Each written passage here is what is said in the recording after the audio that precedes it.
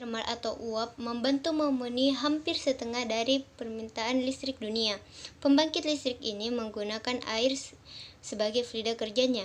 Saat ini pembangkit listrik tenaga uap mampu beroperasi dengan efisiensi tinggi yang mematuhi standar lingkungan yang ketat. Dalam video ini kita akan melihat bagaimana pembangkit listrik tenaga uap berbahan bakar batu bara bisa mencapainya secara terperinci. Kita bisa menghasilkan listrik dengan memutar poros generator. Generator menghasilkan gerakan dari turbin uap, bagian terpenting dari pembangkit listrik. Untuk memutar turbin uap ini, kita harus memberikan uap bertekanan dan bersuhu tinggi pada inlet turbin. Ketika turbin menyerap energi dari fluida berenergi tinggi, tekanan dan suhunya turun menuju outlet. Kita bisa mengamati lebih dekat bila rotor turbin uapnya yang berbentuk unik.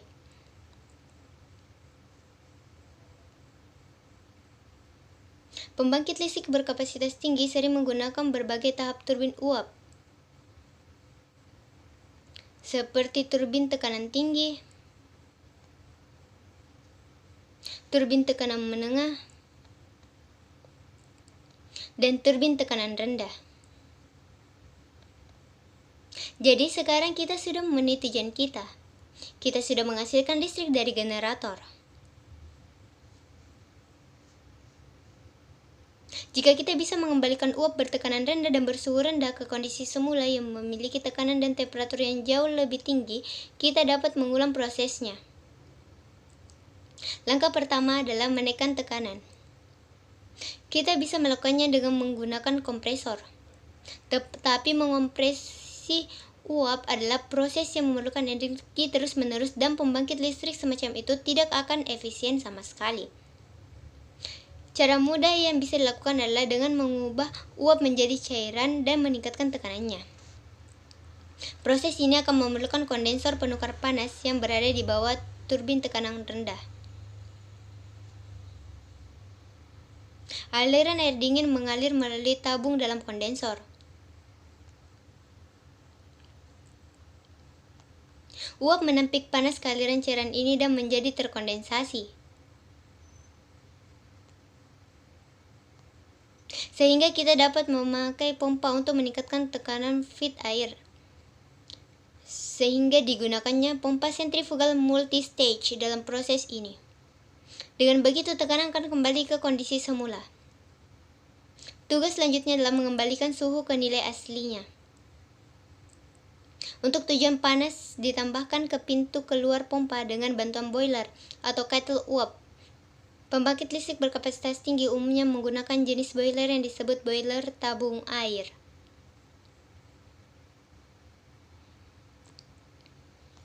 Batu bara bubuk kemudian dibakar di dalam boiler.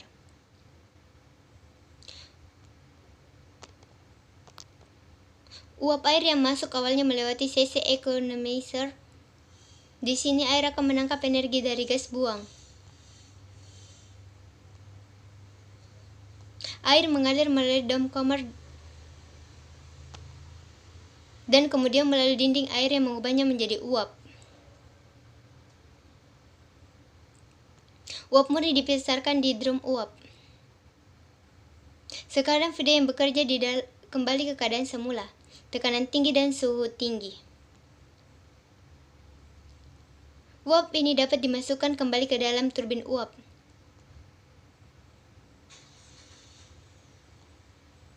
Dan siklus dapat diulang terus-menerus untuk produksi daya berkelanjutan. Tetapi pembangkit listrik yang bekerja dengan siklus rangkaian dasar ini akan memiliki efisiensi yang sangat rendah dan kapasitas yang rendah. Kita dapat secara signifikan meningkatkan kinerja pembangkit listrik dengan bantuan beberapa teknik sederhana.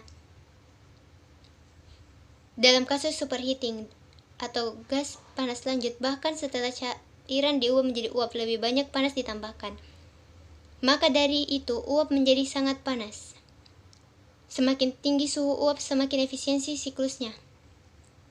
Hal ini sesuai dengan teorema Carnot tentang efisiensi termal semaksimal mungkin. Tetapi bahan turbin uap tidak akan tahan terhadap suhu lebih dari 600 derajat Celcius. Jadi superheating ambang batas tersebut. Suhu uap berkurang saat mengalir di sepanjang baris bilah, sehingga cara terbaik untuk meningkatkan efisiensi pembangkit listrik adalah dengan menambahkan lebih banyak panas setelah tahap turbin pertama.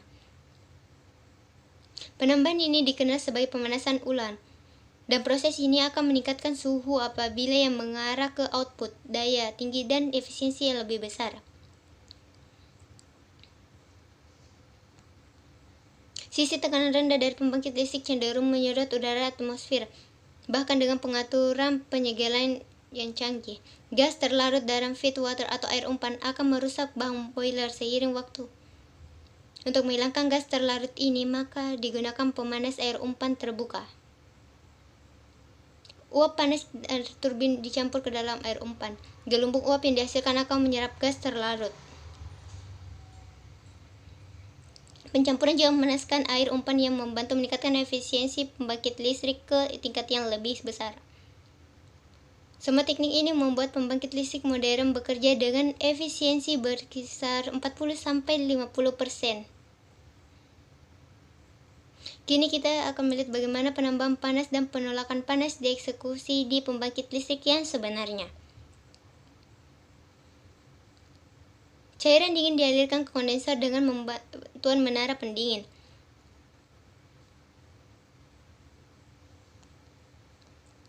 Air yang dipanaskan dari outlet kondensor disemprotkan di menara pendingin yang kemudian menginduksi aliran udara alami dan air yang disemprotkan menghilangkan panas. Inilah bagaimana cairan yang lebih dingin selalu tersedia pada inlet kondensor.